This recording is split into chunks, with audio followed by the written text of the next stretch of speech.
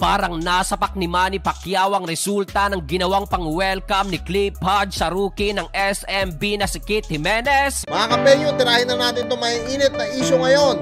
Pasok, intro! What's up mga kapenyo? Good evening sa inyong lahat. Meron na naman tayong napakainit na balita at update nga dito kay Kit Jimenez. Inilabas si Kit Jimenez nga sa kanyang Instagram na talagang magamaga, no? Yung kanyang kanang mata. Yan, kung di ako nagkakamali. At talagang parang sinapak nga daw siya neto ni Manny Pacquiao, no? Puta. Sa tindi ng tama ng ating rookie na si Kit Jimenez, no, mula dito kay Cliff Hodge, talaga naman mga kapenyo, no, kahit sino, gaya ng sabi ko nga kahapon, kahit sino talagang mahihilo pagka nasiko ka ng ganong kalaking tao. Hindi po sa nag-inarte, alam nyo, may nababasa ako, no, na nag-comment sa akin, yan daw ang mahirap, no, pagka parang artista daw gumanap eto si Kit Jimenez. Hindi naman po sa ganon, no, at hindi naman po sa pinagtatanggol ko si Kit Jimenez. Sa totoo lang mga kapenyo, talagang kitang-kita naman po kasi sa replay na talagang napakalakas po ng pagkatama sa mata ni Kit Jimenez. At kitang-kita nyo naman siguro yung pagkamaga talaga ng kanyang muka. At talagang grabe yun mga kapenyo, yung tama niya, no? Kahit sino siguro na tamaan ng ganon, na saktong-sakto na parang sinapo niya yung siko ni Cliff, even though na hindi yun sinasadya, talagang mahihilo ka. Buti nga mga kapenyo, nakatayo pa, no, si Kit Jimenez kahit na alam natin na nahilo siya doon. At tara mga kapenyo, panoorin natin yung clip video lang dito kay Sports TV PH. Yan, subscribe siya mga kapenyo. At kung gusto nyo mapanood yung full video nito, napakagaling din gumawa ng mga highlights video nito ni Sports TV PH, subscribe nyo na lang at panoorin nyo sa kanyang channel. Dito sa atin, gagawan lang natin ng reaction video. Ito na nangyari kay Kit Jimenez. At tara, sabay-sabay natin panoorin. So matapos ang ikalawang laban ng SMB ngayong season, finally nakita na natin ang YouTube sensation na si Kit Jimenez sa kanyang debut game. Bagamat hindi naging ganun kasolid, natulungan naman niya ang Beerman na makuha ang unang panalo kontra pa yan sa undefeated na Meralco Bolts. Sa loob ng 12 minutes na kanyang naging playing time, 2 puntos ang naitala ni Kit with 2 rebounds at 2 steals.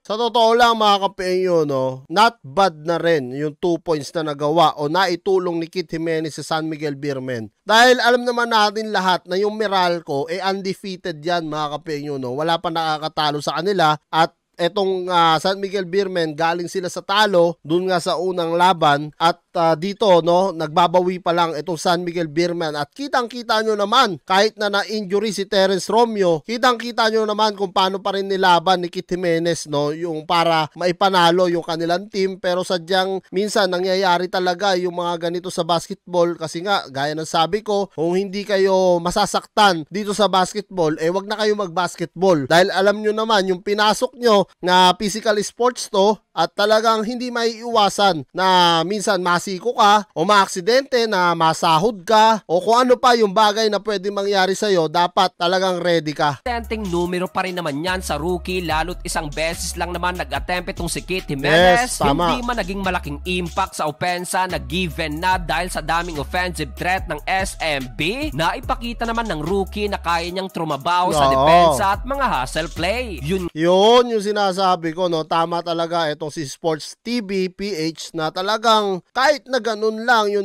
nagawa ni Kit Jimenez, naipakita pa rin niya na karapat dapat siya bilang isang manlalaro dito sa PBA. Hindi lang siya pang MPBL, hindi lang siya pang Dayo Serye, o hindi pang international, no, etong si Kit Jimenez. Kita nyo naman, ginawa niya yung makakaya niya kahit alam natin na talagang mabibigat din yung kanyang mga kalaban. Nga lang dito sa kanyang debut game, literal na na-welcome si Kit Jimenez na kilalang physical maglaro na si Cliff Hodge. Ayun, so dito pala mga kapenyo, no, physical talaga pala maglaro itong si Cliff Hodge, no, na kung saan nakakabangga na ito ni Kit Jimenez. Pero natural lang to, alam din ni Kit yan sa sarili niya at alam naman natin mga kapenyo na magre-recover lang to si Kit at babalik tong taon to kasi yan yung nasa puso niya, yan yung gusto niyang gawin, dyan siya masaya, yan yung passion niya, kaya never tong mag-give up mga kapenyo. Kaya nga, di ba sabi nga ni Kit Jimenez sa kanyang vlog, kahit paano sabihin ng mga tao sa kanya,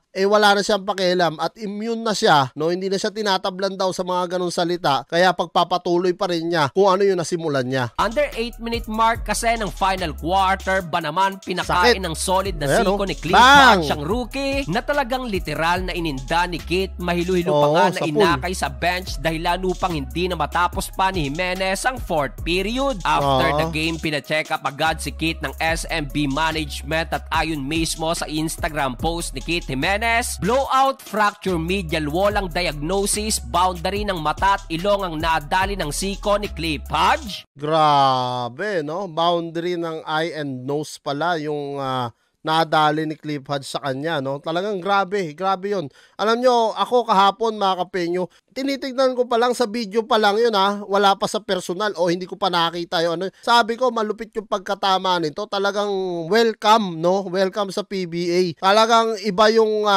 sakit na naramdaman ni Kit Jimenez nung panahon na yun. Makikita nyo naman kahit ulit-ulitin nyo yung video, talagang grabe yun. Literal na welcome to the PBA nga raw talaga, sabi ni T-Rex, kung saan nagpasalamat din ito sa mga taong nag-alala sa SMB management na umasikaso sa kanya. Pero nananatiling positibo naman ang rookie, nakuha pang ang magbiro na tila mukha nga daw siyang nakipag one-on-one kay Manny Pacquiao sa inabot niya.